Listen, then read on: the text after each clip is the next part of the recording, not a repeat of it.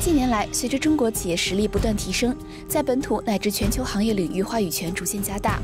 关于企业未来发展战略应更着眼长期还是短期，长期主义是否能给企业经营带来显著益处的讨论也不绝于耳。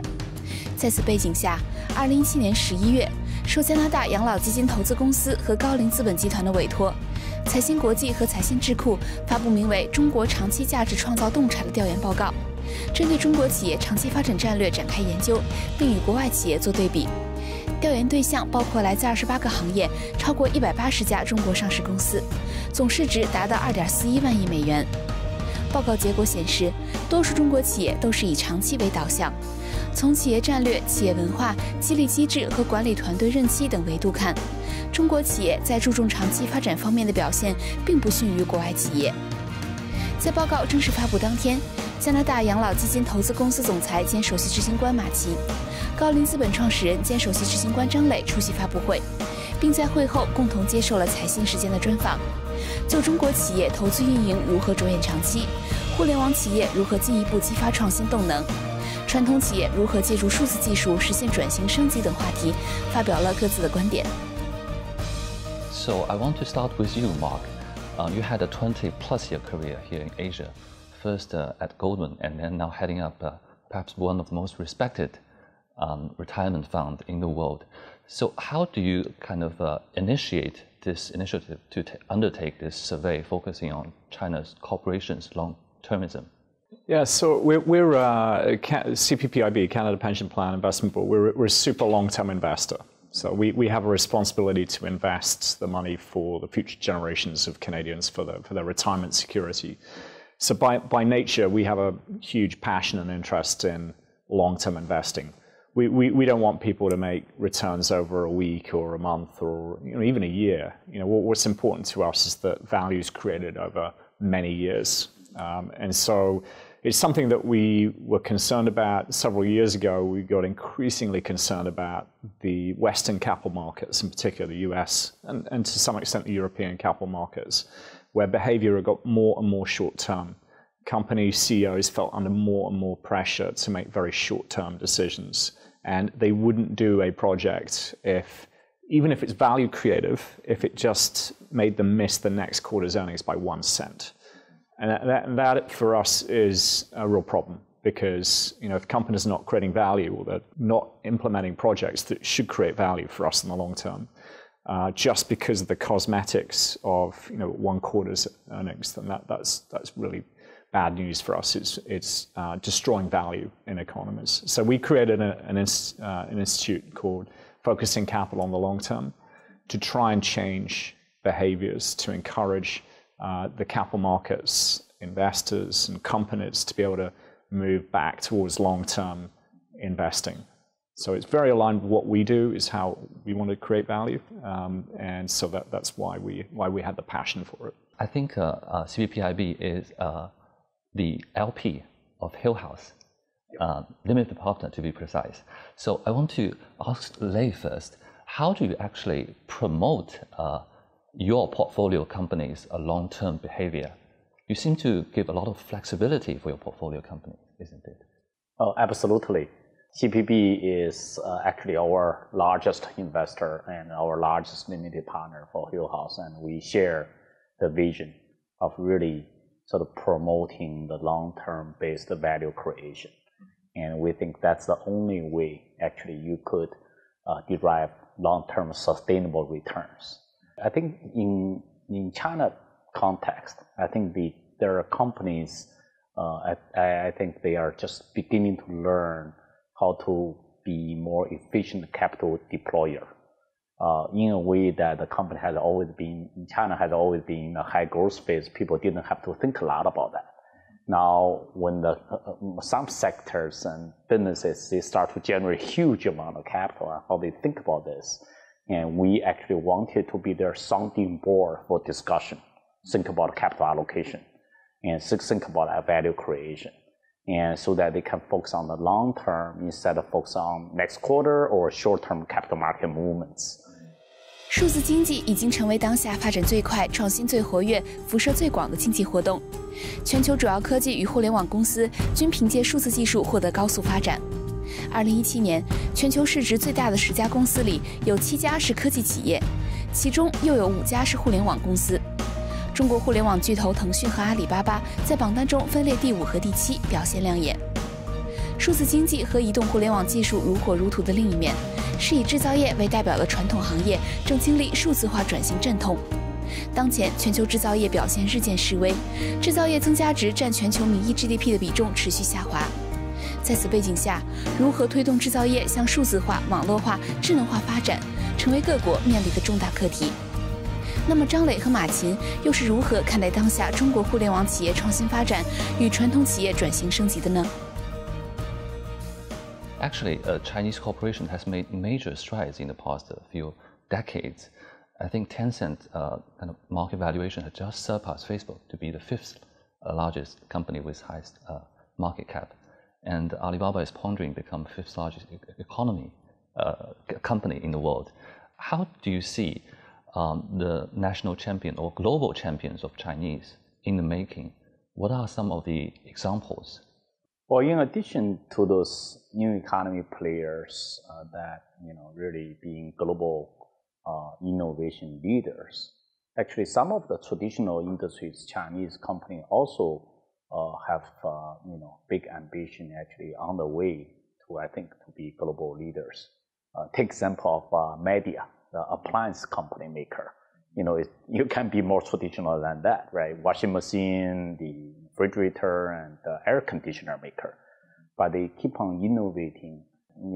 Actually, early this year, they bought KUKA, the largest, one of the largest robotics makers in Germany, and brought that to China and participated in this automation, revolution.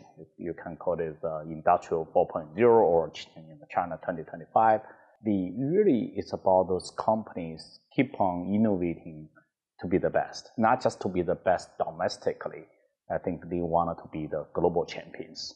I think we are seeing that in cases like Tencent and Alibaba, but we're also seeing that in cases like Media or Hengrui Pharmaceutical, and those companies really, I think they are the global champions in the making. They have the drive, entrepreneurship, dedication, and long-term orientation in their decision-making process. Can Chinese company just thrive in China's home market and being a globally successful corporation, or they have to go overseas? What are some of the efforts you have been doing?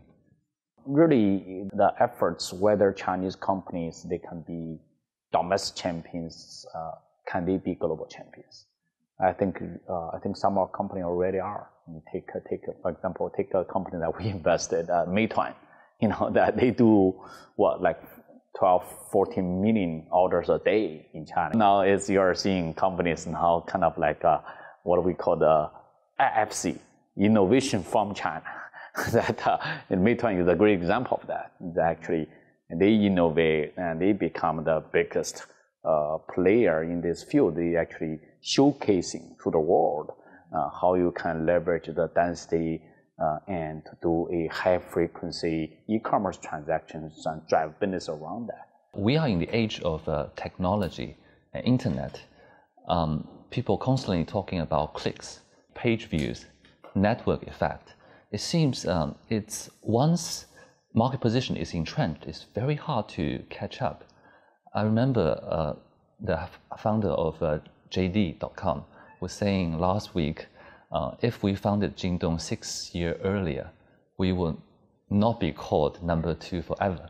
So how, in this internet age, companies can looking more long-term right from the start?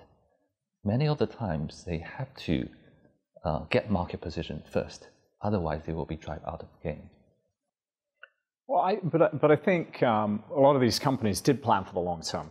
So yeah, and they did, you know, they you know, a lot of them didn't make a lot of money for a long time as well, you know, for a very long time. So I think, you know, if you look at e-commerce, I mean, Amazon was held out at the, you know, the company that just recycled cash flow for many, many years. So I think a lot of them looked at that and continued with that model. So I think it took a long time for these companies to get to scale, and they did actually invest in and had patience to build platforms over the long term and not just create profitability, you know, within a year or 2 years.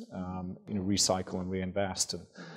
So I think that happened in that sector, and I think it will continue to happen. And I think one of the pleasing things from this research we did with Caixin was when you look at the difference between global companies and Chinese companies. When you look at if there's a project that would cause a hit to near-term earnings, so it would decrease near-term earnings, but would be beneficial to the company in the long term, almost half of global companies wouldn't do it, which is a problem.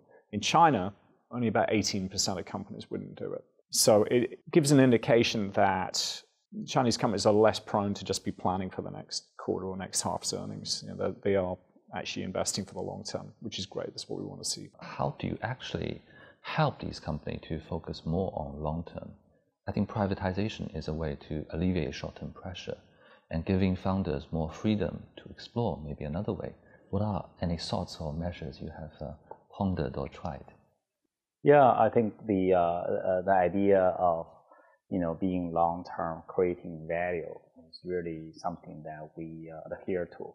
But then when we talk with companies, when we discuss with them, it's all about their strategic vision, about the business model that they can continue to create sustainable value.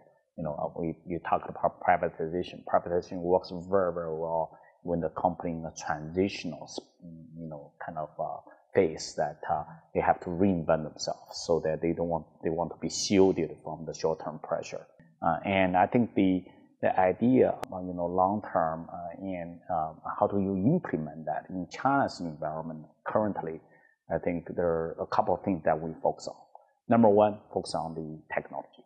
Focus on how traditional companies can leverage technology to do it better. Number two, focus on capital allocation. So for them to think about, well, you are thinking about long term, but long term not necessarily mean that you just keep on doing what you do. Maybe you evaluate your return on capital. Does that make sense or not? Number three is about people and talents and organization. I think in China, still primarily a founder-driven. I mean, I talk about the private enterprises part, which we mostly invest.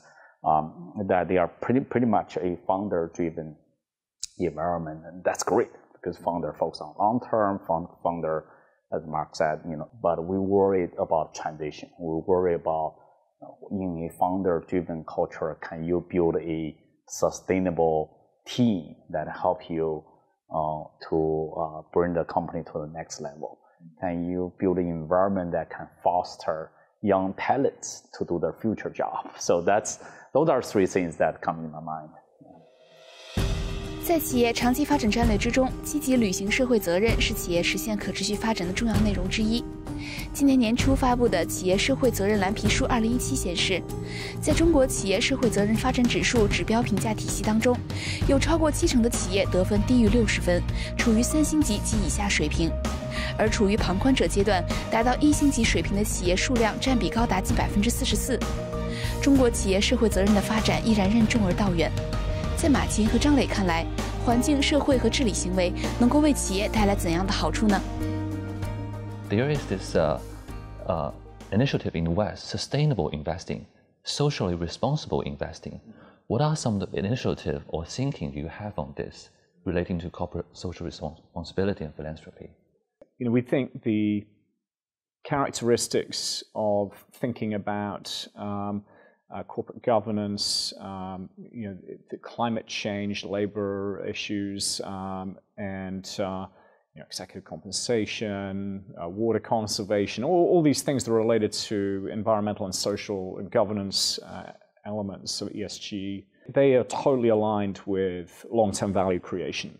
So companies that pay attention to that in the long term generally outperform And so we created, for example, as part of this Focusing Capital on Long-Term initiative, we created an index of companies that have high ESG characteristics and also plan over the long term. And we put $1 billion of our own money behind that to show that we think that's important. We really believe in the fact that companies that have high scores on ESG do actually outperform in the long term. So we think it's totally aligned with long-term investing.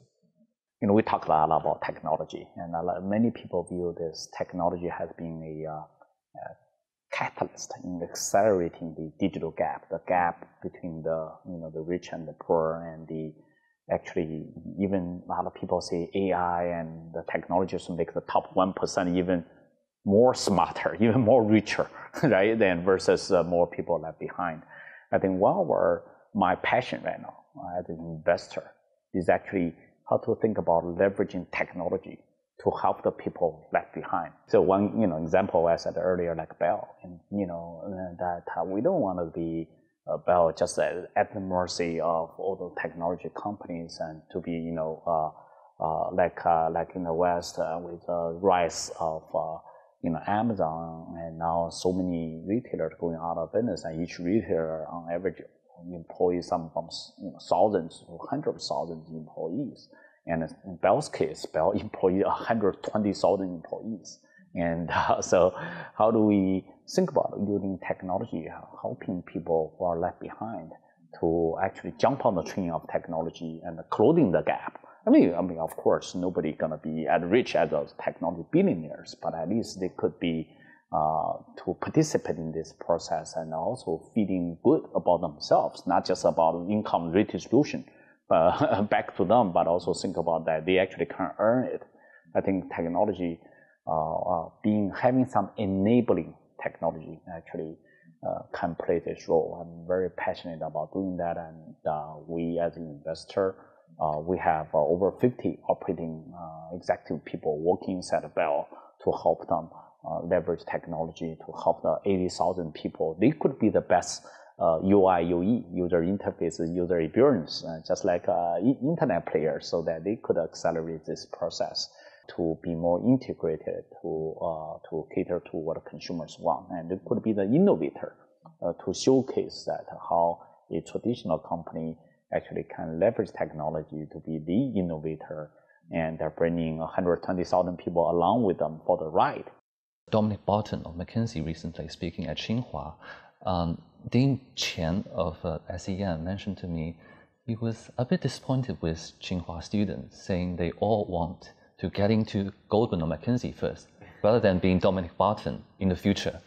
How do you observe the wider society or students' short-term tendency? Is education can be part of the solution going forward? And how do you observe in the West, does the West experience such a stage? Education can't just be about rote learning. It's got to be about creativity. And I think, so there's a lot of effort. I mean, I see a lot of effort and a lot of thinking about how to continue to evolve the Chinese education system to create that level of creativity. And there's some combination of, the enormous maths and engineering and, quant skills plus creativity is incredibly powerful.